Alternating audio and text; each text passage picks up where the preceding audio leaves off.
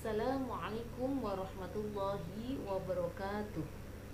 Jumpa lagi dalam mata pelajaran Pendidikan Agama Islam dan Budi Pekerti. Perkenalkan, saya Bu Rofi. Saya mengajar di SMP Negeri 38 Surabaya. Pada kesempatan ini, materi yang akan kita pelajari adalah menghindari minuman keras, judi, dan pertengkaran untuk kelas 8 semester ganjil. Oke.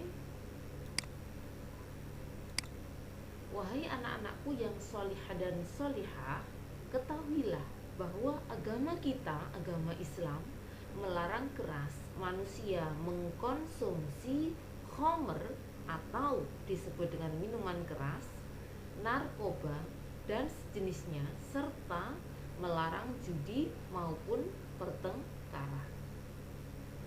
Anak-anak bisa perhatikan gambar ini. Ini adalah gambar botol yang berisi minuman keras ya. Kemudian ini adalah ada kartu dan dadu yang biasa dipakai oleh sebagian masyarakat melakukan judi. Baik anak-anak, terkait dengan larangan 3 hal tadi ya, yaitu mengkonsumsi khamr, kemudian judi dan pertengkaran, mohon maaf. Kira-kira penyebabnya apa ya? Nah, tentu saja dari 3 perbuatan itu mempunyai dampak negatif bagi kita. Nah, oke. Tentu seperti minuman keras ya dan sejenisnya itu dapat merusak fisik, tidak hanya fisik saja ya, tetapi juga mental. Nah, mental kita yang dirusak. Artinya 3 perbuatan ini, mengkonsumsi khamr, narkoba, dan sejenisnya, kemudian judi ataupun pertengkaran, sangat tidak baik jika kita lakukan. Selain Allah melarang ya, itu yang pertama. Yang kedua, dampak negatif bagi tubuh kita dan mental kita ini sangat berbahaya sekali. Oke, selanjutnya peta konsep ya. Konsepnya dalam pembelajaran hari ini, materi menghindari judi, minuman keras, dan pertengkaran sekaligus menjadi tujuan pembelajarannya adalah yang pertama, anak-anak mampu membaca ayat Al-Quran, mengartikan arti mufrodat. Apa itu mufrodat? Mufrodat adalah kosakata, menerjemahkan dan memahami isi kandungan, serta menghafalkan ayat Al-Quran tentang larangan judi, minuman keras, dan pertengkaran. Yang kedua, memahami hukum bacaan qalqalah. Yang ketiga, mengamalkan dan membiasakan akhlak menjauhi miras, judi, dan pertengkaran. Jadi anak-anak diharapkan tidak hanya bisa membaca dalilnya saja, ayat Al-Quran, mengartikan, menerjemahkan, memahami kandungan, menghafalkan, tidak hanya itu, tetapi diharapkan untuk diamalkan dalam perbuatan sehari-hari. Bahkan sudah menjadi akhlak yang tertanam dalam diri kalian dan dibiasakan dalam kehidupan sehari-hari. Oke. Selanjutnya, terkait dengan 3 larangan tadi, apa sih buktinya? Allah Subhanahu wa ta'ala melarang meminum miras, melakukan judi, dan pertengkaran. Nah, oke. Sebagai orang yang beriman, maka kita harus percaya rukun Islam dan rukun iman. Rukun iman, iman kepada Allah, iman kepada malaikat, iman kepada kitab Allah, yaitu Al-Quran. Nah, ini disebut dengan dalil nakli. Dalil nakli Quran surat Al-Maidah ayat 90 sampai 91 adalah yang mendasari di mana 3 perbuatan tadi itu dilarang oleh Allah. Inilah bukti bahwa Allah melarang meminum khamr, melakukan judi, dan pertengkaran. Itu terkandung dalam Quran surat Al-Maidah ayat 90 sampai 91. Kenapa kok kita itu harus percaya Al-Quran? Nah, anak-anak perlu diingat bahwasanya pedoman hidup dalam hidup kita itu ada dua, yaitu Quran dan hadis. Jadi segala permasalahan dalam hidup kita itu kembalikan kepada Al-Quran dan Al-Hadis. Selama Al-Quran dan Al-Hadis tidak melarang, maka itu tidak apa-apa. Tetapi jika Quran dan hadis melarang, berarti kita tidak boleh melakukan. Namun anak-anak perlu belajar tentang Al-Quran dan Al-Hadis, tidak boleh menafsirkan sendiri, ya. Oke, kita pelajari tentang surat Al-Maidah ayat 90 sampai 91, bagaimana bacaannya. Nah, perhatikan video berikut ini. Mari kita baca bersama-sama Quran surat Al-Maidah ayat 90.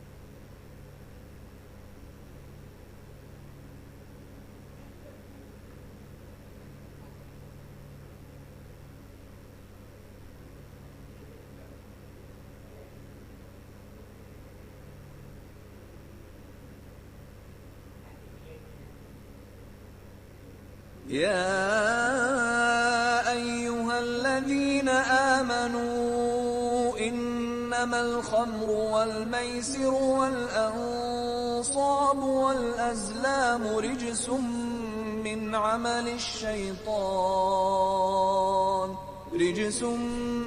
عمل الشيطان فاجتنبوه لعلكم تفلحون. Itu tadi Quran surat Al-Maidah ayat 90.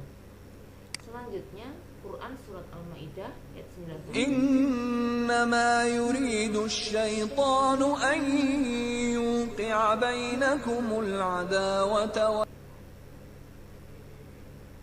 Ini masih loading anak-anak. wal baghdha'a fil khamri wal maisiri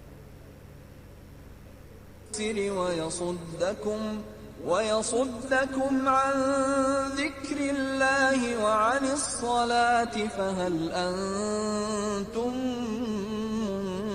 منتهون. Inilah dalil nakli Quran surat Al-Maidah ayat 90 sampai 91 yang mendasari larangan mengkonsumsi khamr, melakukan judi dan pertengkaran. Oke, selanjutnya adalah mengartikan mufradat atau kosakata Quran surat Al-Maidah ayat 90 sampai 91. Oke, kita mulai.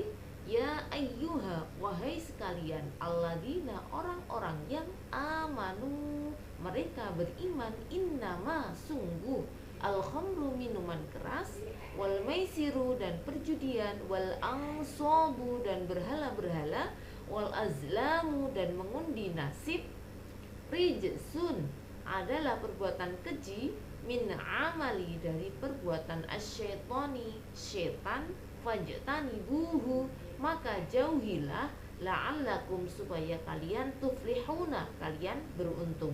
Quran surat Al-Maidah ayat 90. Selanjutnya, innama, sungguh hanyalah, yuridu, ingin, asyaitonu, syaitan, ayyuki'a, menimbulkan, bainakum, di antara kalian, al-adawata, permusuhan, wal baghdha'a, dan kebencian, fil khamri, dalam minuman keras, wa yasuddakum, dan menghalang-halangi kamu, an dzikrillahi, dari mengingat Allah, wa anis sholati, dan melaksanakan sholat, fahal antum, maka tidaklah, muntahuna, kamu berhenti. Ini adalah arti kata mufradat Quran surat Al-Maidah ayat 90-91. Selanjutnya kita terjemahkan. Setelah kita artikan mufradatnya, kita terjemahkan. Mari kita pelajari terjemahan dan isi kandungan Quran surat Al-Maidah ayat 90-91. Kita terjemahkan dulu ya. Wahai orang-orang yang beriman, sesungguhnya meminum khamr, berjudi, berkorban untuk berhala, mengundi nasib dengan panah adalah termasuk perbuatan syaitan. Maka jauhilah perbuatan-perbuatan itu agar kamu mendapat keberuntungan. Ini terjemahan Quran surat Al-Maidah ayat 90. Dilanjutkan terjemahan Quran surat Al-Maidah ayat 91. Sesungguhnya syaitan itu bermaksud hendak menimbulkan permusuhan dan kebencian di antara kamu lantaran meminum khamr, ya, khamr dan berjudi itu, serta menghalang-halangi kamu dari mengingat Allah dan sholat. Maka berhentilah kamu dari mengerjakan pekerjaan itu. Nah, ini adalah arti terjemahan Quran surat Al-Maidah ayat 90-91. Setelah kita menerjemahkan, selanjutnya apa? Memahami isi kandungannya. Kalau sudah menerjemahkan, kita harus bisa menarik kesimpulan isi kandungan dari Quran surat Al-Maidah itu apa? Ayat 90-91 itu apa? Nah, oke, kita mulai dari ayat 90 terlebih dahulu. Isi kandungan surat Al-Maidah ayat 90 yang pertama tentu saja adalah Allah Subhanahu wa taala melarang meminum khamr, berjudi, berkorban untuk berhala serta mengundi nasib dengan panah.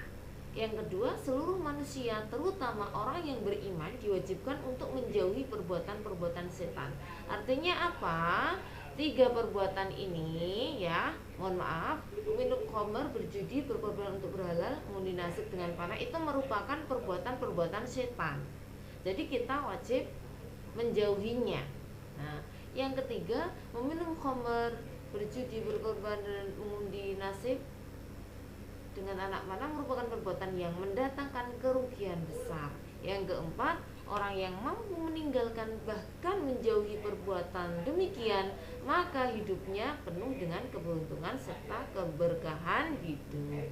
Anak-anak, tentunya kita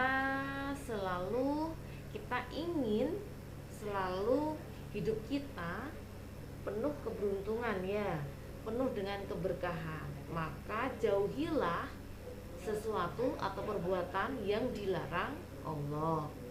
Kalau memang Allah melarang, maka kita harus wajib menjauhi.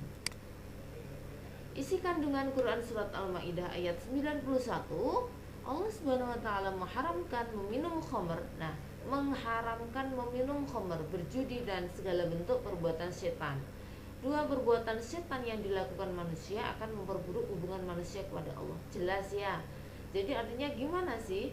Kalau meminum khamr otomatis akan hilang akal, ya, karena mabuk. Kalau hilang akal, dia nggak akan ingat kepada Allah. Padahal kita manusia itu tidak boleh sampai melupakan Allah dalam sedetik pun, itu nggak boleh, harus selalu ingat kepada Allah. Maka dengan meminum khamr, dengan hilang akal tadi, maka dia akan melakukan perbuatan-perbuatan yang lain yang negatif, ya, yang dilarang oleh Allah. Maka semakin besar dosanya.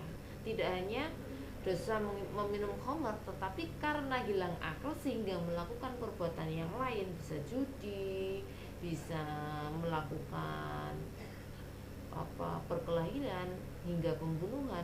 Itu disebabkan karena orang tersebut meminum khamr. Nah, ya. Oke, yang ketiga, kunci agar selalu dekat dengan Allah salah satunya dengan menghindari dan menjauhi perbuatan-perbuatan yang demikian tadi. Selanjutnya, buku paket PAI. Pada intinya anak-anak, materi ini saya ambil dari buku paket PAI kelas 8 semester ganjil tentang menghindari miras, judi dan pertengkaran. Anak-anak nanti bisa membaca, nanti ibu share linknya, ya, atau kalian bisa baca sendiri buku yang sudah diberi, sudah dipinjam, ya. Oke, selanjutnya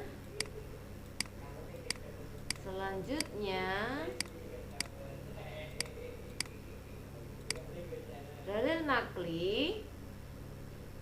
Kalau tadi dalil nakli yang berdasarkan Al-Quran, sekarang dalil nakli yang berdasarkan hadis. Apa sih bedanya dalil nakli yang berdasarkan Al-Quran dengan hadis? Nah, kalau Al-Quran itu Allah yang berfirman, Allah yang berkata.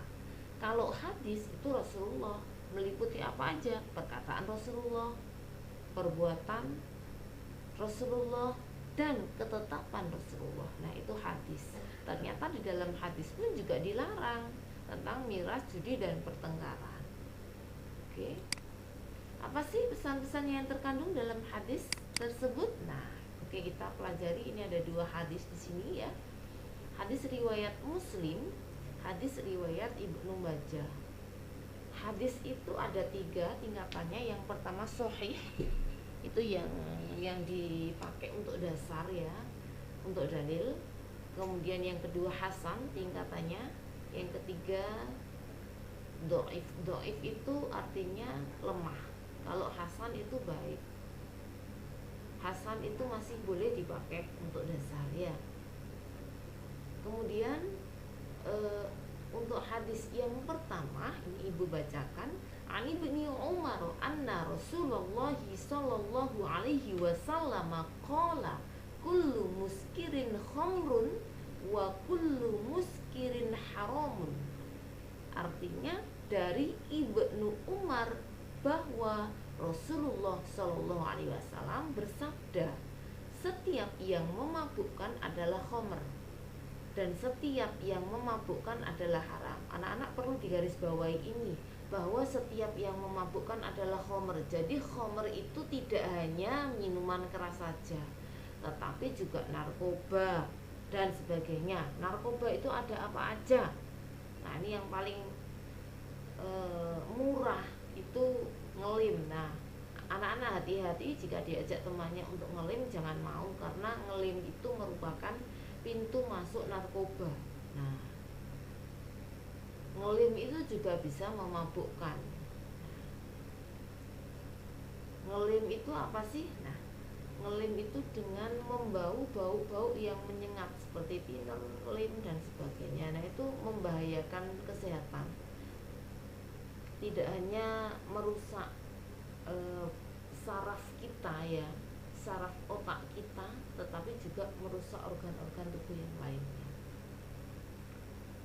Jadi pada intinya kenapa sih Allah melarang? Karena memang mempunyai dampak negatif jika kita itu melakukan perbuatan tersebut. Yang kedua, Anil Bara'i bin Azib bin anna Rasulullah sallallahu alaihi wasallam qala la zawalud dunya ahwanu 'ala Allahi min qatli mu'minin bi ghairi haqq. Rawahu Ibnu Majah. Artinya dari Al-Bara bin Azib, sesungguhnya Rasulullah Shallallahu Alaihi Wasallam pernah bersabda, kehancuran dunia nilainya itu lebih ringan di sisi Allah daripada seseorang membunuh seorang mukmin tanpa hak. Ini sangat harus berhati-hati sekali. Ini jika ada orang yang membunuh orang mukmin ya tanpa alasan yang jelas, ini dosanya sangat berat ya. Karena orang mukmin itu apa sih? Orang mukmin adalah orang-orang yang beriman. Orang mukmin itu artinya orang yang beriman. Isi pesan dari hadis yang pertama, Allah mengharamkan minuman keras, segala bentuk minuman yang memabukkan termasuk khamr. Minuman khamr adalah meminum khamr adalah perbuatan keji dan perbuatan syaitan. Pesan hadis yang kedua, Allah melarang pertengkaran atau pembunuhan, dosa yang berat bagi seseorang yang membunuh orang mukmin. Oke, selanjutnya dampak negatif mengkonsumsi miras, judi dan pertengkaran. Nah, apa sih dampaknya? Nah, gitu ya. Hingga Allah melarang, negara pun juga melarang miras, narkoba, judi, tawuran. Perhatikan gambar berikut ini.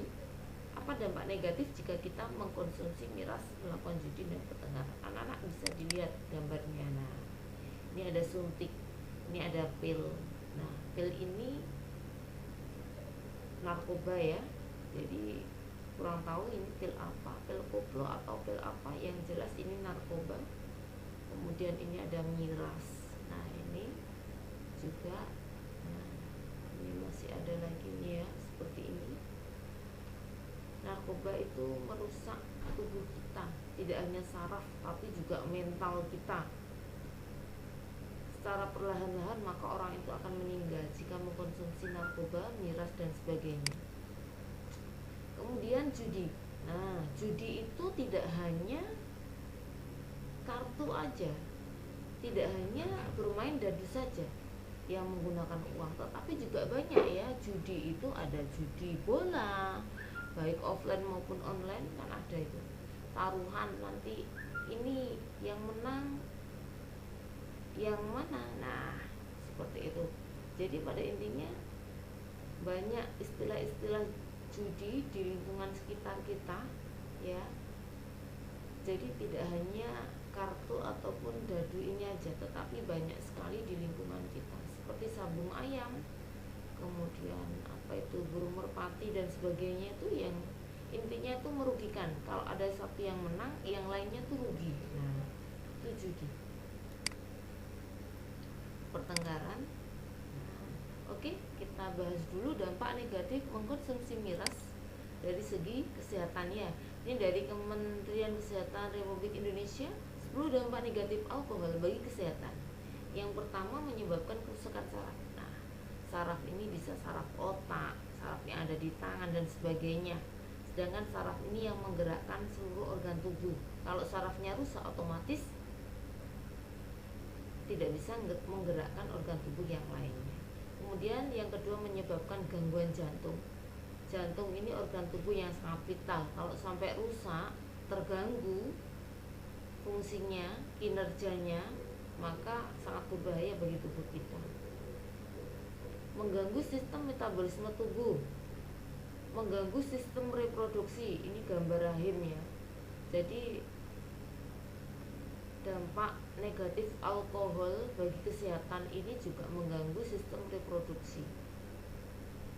Kemudian menurunkan kecerdasan, menyebabkan kenaikan berat badan atau obesitas, mengganggu fungsi hati, menyebabkan tekanan darah tinggi. Kalau tekanan darah tinggi itu bisa menyebabkan pecahnya pembuluh darah sehingga stroke. Kemudian kalau mengganggu fungsi hati, kalau hati dalam organ hati dalam tubuh kita kok terganggu kinerjanya, maka dia akan menyebabkan penyakit-penyakit hati seperti liver dan sebagainya. Menyebabkan ketidaknyamanan dalam tubuh. Yang jelas tidak nyaman karena organ-organ tubuh kita itu sakit. Nah, kalau sudah sakit otomatis apa? Memperpendek usia seseorang, artinya bisa meninggal.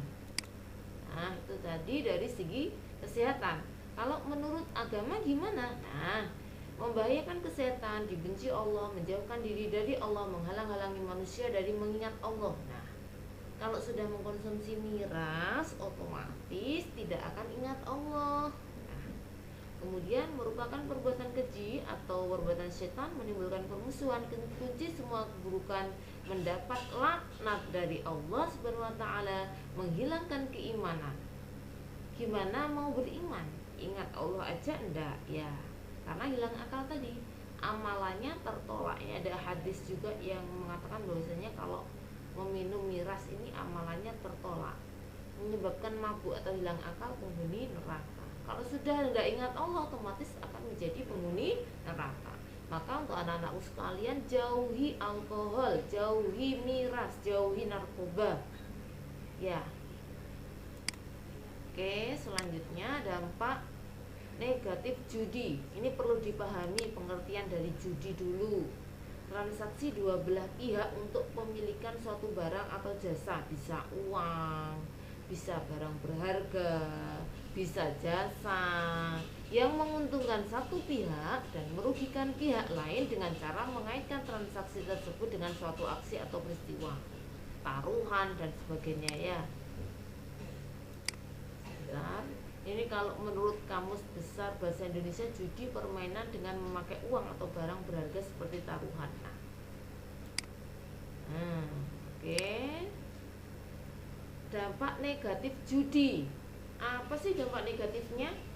Kok judi itu dilarang? Kan kalau menang dapat uang. Kenapa sih dalam agama dilarang?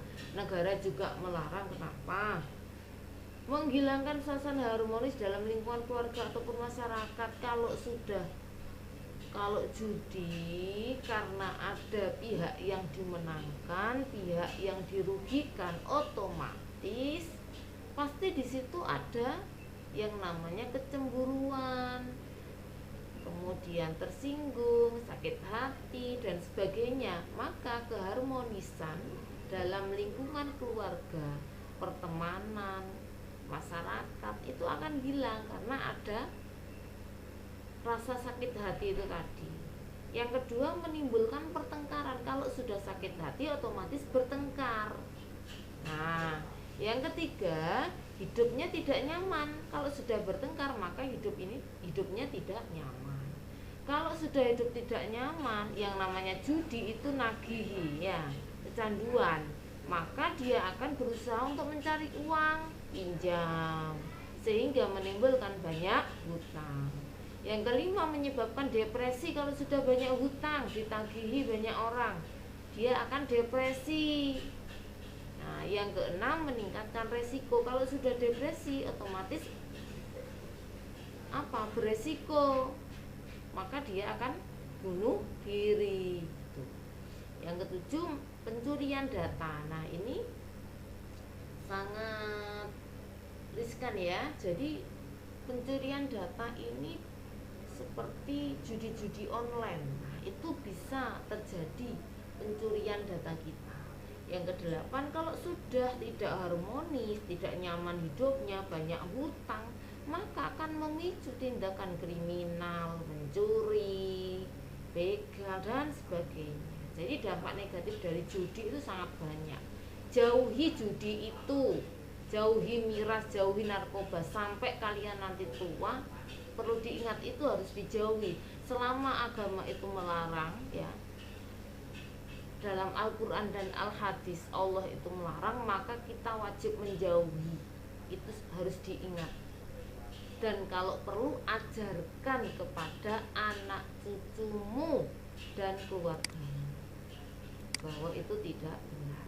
Dampak negatif pertengkaran. Nah, bertengkar. Nah, ini gambar ini menunjukkan orang yang pusing ya. Bertengkar ini bikin pusing. Apa sih dampaknya? Dampak negatifnya ya, kalau bertengkar otomatis suasana itu akan gaduh, tidak nyaman, putusnya tali silaturahim, lingkungan tidak rukun, sehingga hilangnya keharmonisan. Masalah jadi panjang, tidak redam, tapi semakin panjang. Karena akan dendam ya. Yang kelima, merupakan perbuatan setan, jauh dari surga. Nah, ini yang paling enak, ini berjabat tangan aja, hindari permusuhan. Nah, ini kalau orang berjabat tangan, tersenyum, bahagia. Kalau orang bahagia otomatis umurnya juga semakin panjang. Artinya apa? Karena bahagia maka sehat. Tapi kalau berkelahi, bertengkar, punya banyak musuh, nah itu termasuk dampak negatif ya. Punya banyak musuh, hidupnya nggak akan enak. Kalau nggak enak otomatis kepikiran, sakit. Nah, oke. Selanjutnya, hukum bacaan qalqalah. Anak-anak, Quran surat Al-Maidah ayat 90 sampai 91. Itu tadi sudah kita pelajari. Maka kita juga harus mempelajari hukum bacaan qalqalah. Karena apa? Di dalam Al-Qur'an kita itu kalau membaca Al-Qur'an harus dengan ilmu tajwid. Nah, ilmu tajwid, bacaan qalqalah ini adalah salah satu dari ilmu tajwid tadi. Jadi dalam ilmu tajwid itu ada istilah hukum bacaan qalqalah. Nah, apa sih hukum bacaan qalqalah? Bacaan qalqalah adalah bacaan lafaz dalam Al-Qur'an yang memantul. Jadi kalau di dalam Al-Qur'an ada lafaz yang mengandung bacaan qalqalah, maka harus dibaca memantul atau membalik. Nah, huruf qalqalah itu sendiri artinya membalik atau memantul ya. Huruf qalqalah itu ada 5, qaf, ta, ba, jim dal, atau disingkat baju di toko. Qaf wa ba jim dal, ada 5, harus diingat-ingat. Qalqalah ini ada 2 anak-anak, qalqalah sugro, qalqalah kubro. Qalqalah sugro itu apa? Suatu lafaz dibaca qalqalah sugro apabila di dalamnya terdapat huruf qalqalah yang berharokat sukun. Jadi dikatakan qalqalah sugro itu apabila di dalamnya ada huruf qalqalah ini, salah satu huruf qalqalah ini dan harokatnya sukun, itu dibaca qalqalah sugro. Oke. Nah, contohnya ini nomor 1, inna batsya, inna batsya. Nah, to sukun dibaca memantul, membalik. Sugro itu artinya kecil. Inna qalqalah sugro, ya inna batsya. Nah, kemudian huwa yubdi'u. Nah, ini ada bacaan qalqalahnya karena ada salah satu huruf qalqalah yang berharokat sukun, yaitu ba sukun. Innahu ala raj'ihi, jim sukun. Nah, ya ayyatuhan nafsul mutmainnatu, ya ayyatuhan nafsul mutmainnatu. Nah, pok sukun itu bacaan qalqalah sugro karena ada salah satu huruf qalqalah yang berada di tengah yang berharokat sukun. Selanjutnya qalqalah kubro. Kubro itu artinya besar. Suatu lafaz dibaca qalqalah kubro apabila di dalamnya terdapat huruf qalqalah yang berharokat hidup tetapi diwakafkan. Anak-anak perlu digarisbawahi ini ya, berharokat hidup tetapi diwakafkan. Jadi di akhir kalimat berhenti sehingga huruf qalqalah tersebut dibaca sukun. Wakaf itu artinya berhenti. Jadi huruf qalqalahnya itu berharokat hidup, kemudian berada di akhir kalimat dibaca sukun karena wakaf. Contohnya gimana? Nah, wa huwal ghafurul wadud. Ingat tadi di akhir kalimat wakaf, ini wakaf. Nah, ini ada dal berharokat hidup yaitu domah. Maka ini merupakan bacaan qalqalah. Membacanya dalnya harus disukun. Wa huwal ghafurul wadud. Nah, kalau qalqalah kubro harus lebih memantul daripada qalqalah sugro. Wa huwal ghafurul wadud. Boleh enggak? Tidak boleh, harus memantul. Karena qalqalah kubro harus lebih memantul. Wa huwal ghafurul wadud. Nah, lam yalid walam yulad. Nah, kalau yalid ini qalqalah sugro, yang ini qalqalah kubro. Alladzina taghaw fil bilad. Nah, ini saya beri garis bawah. Qul a'udzu birabbil falaq. Qul a'udzu birabbil falaq. Nah, qaf ya, huruf qalqalah.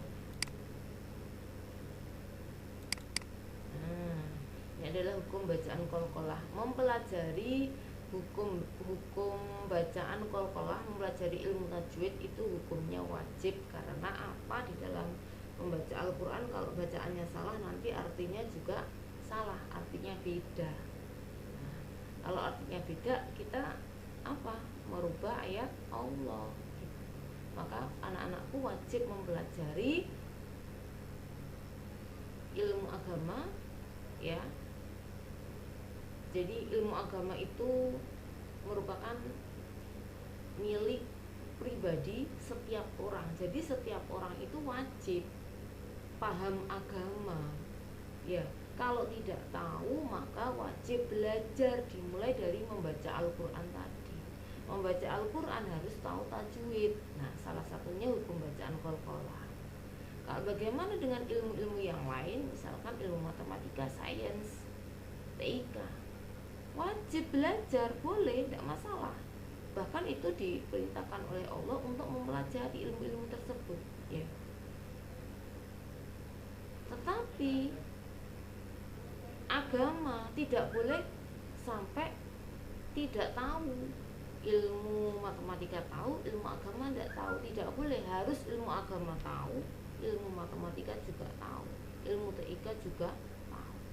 Artinya apa? Agama milik pribadi setiap orang. Maka harus apa? Kalau belum paham, belum bisa, harus belajar.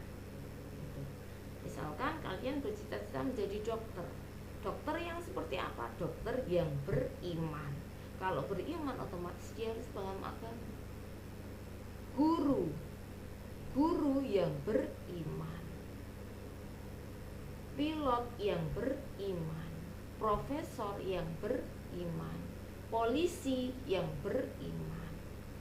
Tentara atau TNI yang beriman. Nah, seperti itu ya anak-anak ya.